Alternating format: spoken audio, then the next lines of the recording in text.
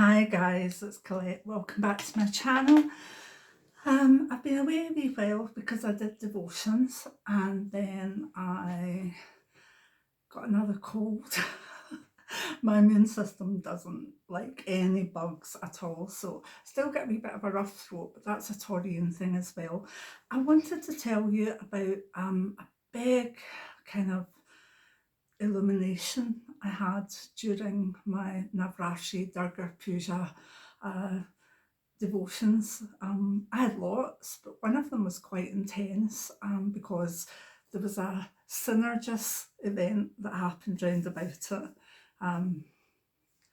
These things are meant to be held, looked at and understood, and I need you to know that. I do not know what the light's like in here today because I've changed things round and it seems very dark, but hopefully I'll learn from it, whatever's happening, okay? So if you're new to the channel, I hope you'll stay and enjoy what we do on the channel. And for you goldie oldies, welcome back and thank you for your support. Before I go into what could be a slightly longish video about the main thing that I got from Navratri, could I remind you that my book Dying to Live, Death and the Afterlife by Colette Brown is on Amazon and a lot of other marketplaces. And a wee word out for my memoirs. This has been out since 2017 and it's kind of dropped off a wee bit now because obviously it's an older book. But I know if those of you that are new that haven't read it might like to know about my life leading up to how I became full-time clairvoyant. And it's very personal, but I think it's good to know because so many people have been in touch and said, I really relate to that or this with your family, etc. So give it a wee go for me, that would be lovely. Struggling to get a book out this year, it'll probably be next year now. But anyway, so Navratri, I had some rules for myself. Bad idea to begin with, but I wanted, last year I went in to do things and I got sick with a cold in the middle of it, and it didn't turn out the way I'd wanted. So this year I'd made a plan of things that I wanted to do every day. And I just planned them. I never took much into account apart from I wouldn't be really writing, apart from writing for spiritual stuff in my journal, and I wouldn't be doing videos that much either. As it turned out, I think I did one of cows or something like that outside. So I had given myself tasks to do for the 9 days of Navratri. There was prayer, meditation, self-care, joyous work, and something else. Which I've forgotten now, but there were 5 things, and basically I wanted to take time each day, and it didn't need to be all at the one time. I'd start the day with prayers, maybe do some joyous work, which was even down to maybe cooking a meal but doing it with thanks and so, but a lot of the joyous work too was maybe doing a few little things that I liked, maybe crafty but joyous, and doing them for other people. The meditations were to be quite intense on whatever aspect of goddess that I wanted to connect with that day. The other thing was journaling, and so the altar gets set up. The statue was brought in of Durga. I think you can see her behind me a wee bit. And everything was set up. The offerings were brought in, and I was ready to go the next morning. And that went really well. I was excited. I was doing well, and kind of on a high. Worked my way through the 5 things I wanted to do. On the second day, the second full day, similar, but was feeling my neck a wee bit sore with sitting meditating. So on the Wednesday, I changed things round, not the Wednesday, but the third day, I changed things round and I did my meditation lying flat. And it was okay, but I wanted to fall asleep. So I started struggling maybe about day 3, day 4. And day 4, I got up and I felt, wow, I want today to be the same as the first ones. I want it to be, I do this, I do that, and that's what I want, so I'm going to try and do it. And the more I tried, the more difficult it became. Now, I know a lot of you like my channel because I'm very honest with you about spirituality and my practices, and sometimes they're very good and sometimes they're middling and sometimes health prevents them a bit. So I thought it's important to not only go with the illumination that I got through Synergy, but also to let you know that there are times that you struggle for various reasons. I mean, I was struggling because of my pain, which sometimes I can use to take me deeper into meditation, but that wasn't working. So I like to be honest with you and authentic, so that's what's happened. We're still on. So what happened was I went through the 4th day pushing and shoving and pushing and shoving to get this done and not feeling as though I'd done all of them in any great capacity. I would have been better to choose maybe 2 of them and done them, but at the time Tori and Colette was pushing through. Now what happened on the 4th night into the 5th day, I think it was, helped me out the next day. And again, it brings us back to maybe pop culture and the stuff I love and music and everything like that. So anyway, on the night of the 4th day, I was a bit miffed because I hadn't managed to do it the way I really wanted it to be done. And I was listening to some music. Now, obviously Level 42 are my favourite band ever, but I also have a long-standing kind of enjoyment of the music of Richard Marx, and since like the sort of high hair days and whatever. In fact, Jim chose the Richard Marx song Now and Forever for when we signed the register at our wedding, which was beautiful. So I've always liked Richard Marx, whatever he's done really, because it's all been pretty good. So anyway, Richard Marx had a new album out, and on YouTube he was doing, I think it was lyric videos, and one came up that I really, really liked. It was quite political, it was quite bolshy, so of course I liked it. And all I put up was, and this was on the Richard Marx site, on YouTube, the channel, I put up, "No words, you've said them all," and that was it.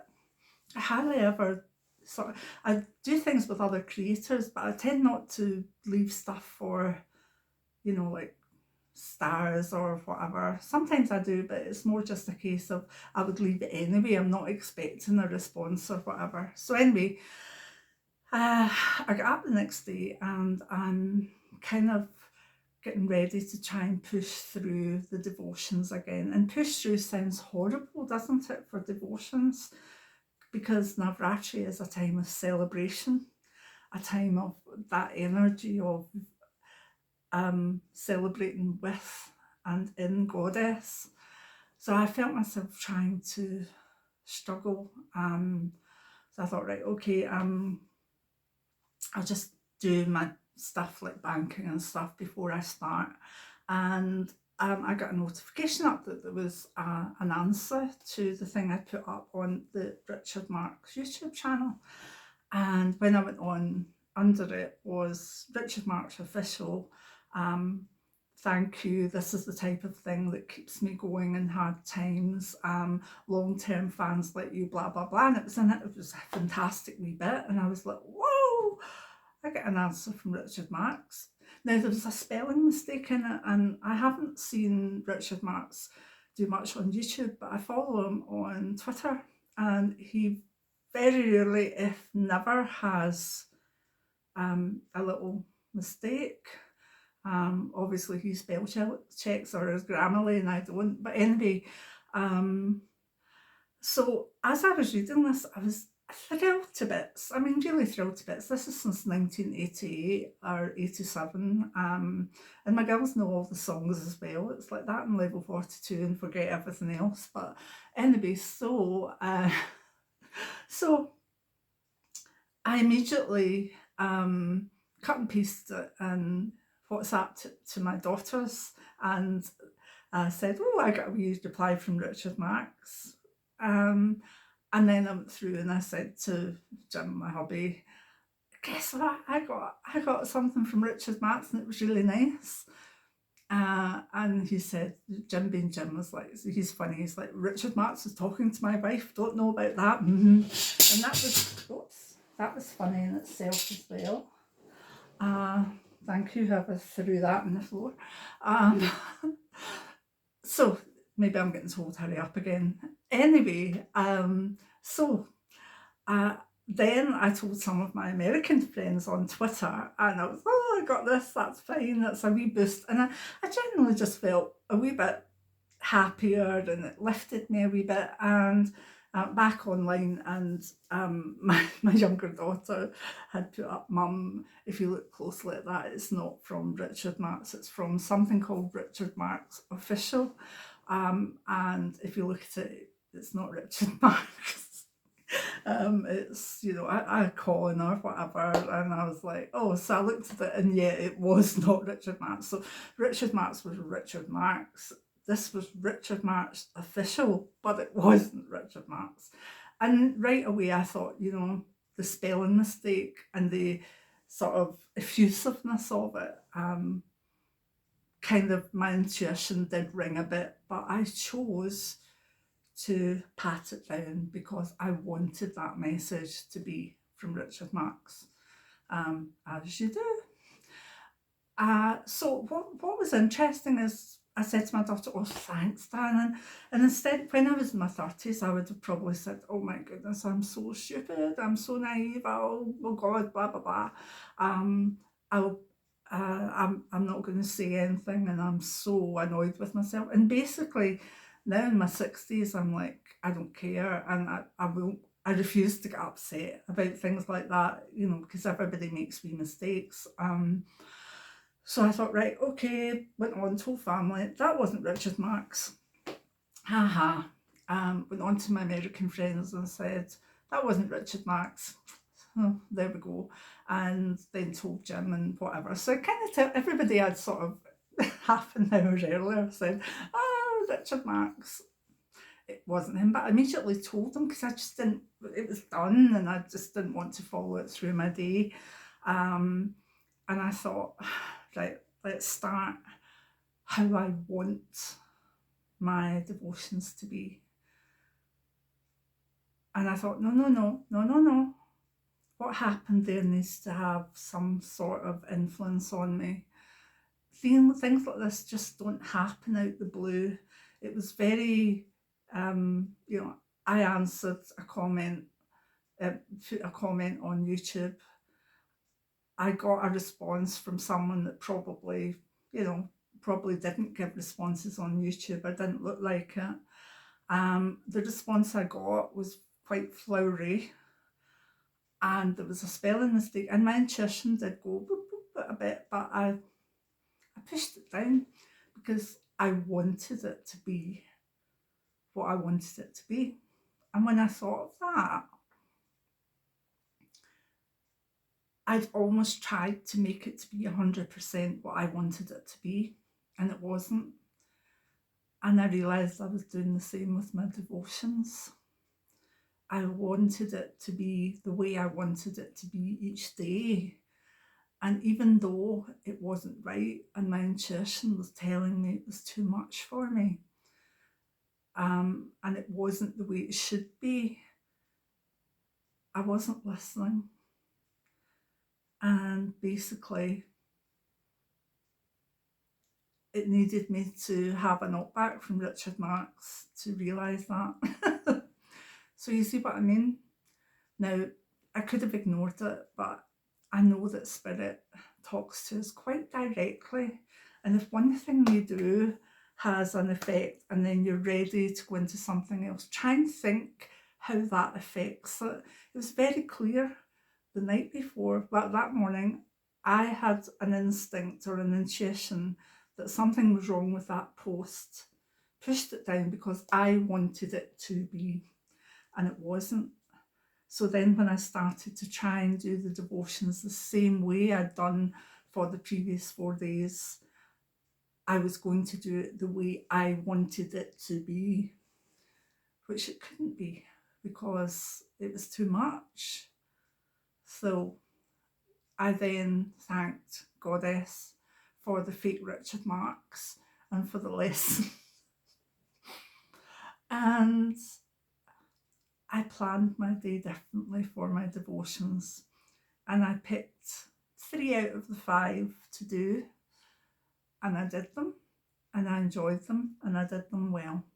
And the following day I chose 3 out of 5, but obviously the ones that moving around them, and I did that whole way through to the end of Navratri. And there was only one day I think I realised that I could only do 2 of them, and even then, I think it was about day 7, I realised that meditation had to be a short meditation. Prayers with me can always be there because I pray a lot as we go through the day, morning, evening, but just whenever. And I realised that the only other thing I could probably do was watch videos about Durga instead of the reading or journaling. You know, it worked out really well. I had about an hour of watching very well made goddess videos and learned a lot. And next year, I'm sure I'll try and do that because there was loads of information and things that I learned via YouTube rather than pushing forward on my own. So the everything turned to normal after Navratri, and I thought, yeah, I can do my videos now. And I wakened up the next day with a sore throat and a cold, and I've been struggling with that, but I'm back now, feeling much better. I feel better for having done the devotions, but I also feel better for knowing that they had to be done the way that worked its way around my health. There was no point in me going full steam for 5-6 days and not managing the last 3.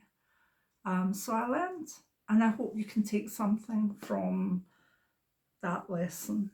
So I'll be back with more videos over the course of the next few weeks, and back on course for the winter. I do need to get more writing done. But for the moment, if you want to sort of support the channel, there's a coffee button. You can buy a wee coffee. And if you could share my book links or whatever, which is in the description box. But I know times are hard. I know the cost of living is going up and up and up. So just send me a wee blessing or whatever. But if you want to support, there's ways to do it, okay? So I love you and I'll leave you, and I'll be back soon. Let me know in the comments below what you think from what happened during Navratri, and if you've had a moment like that when you've actually thought, you know what, this is a good lesson. So give me a wee thumbs up if you like this type of video, and I'll see you soon. Many blessings.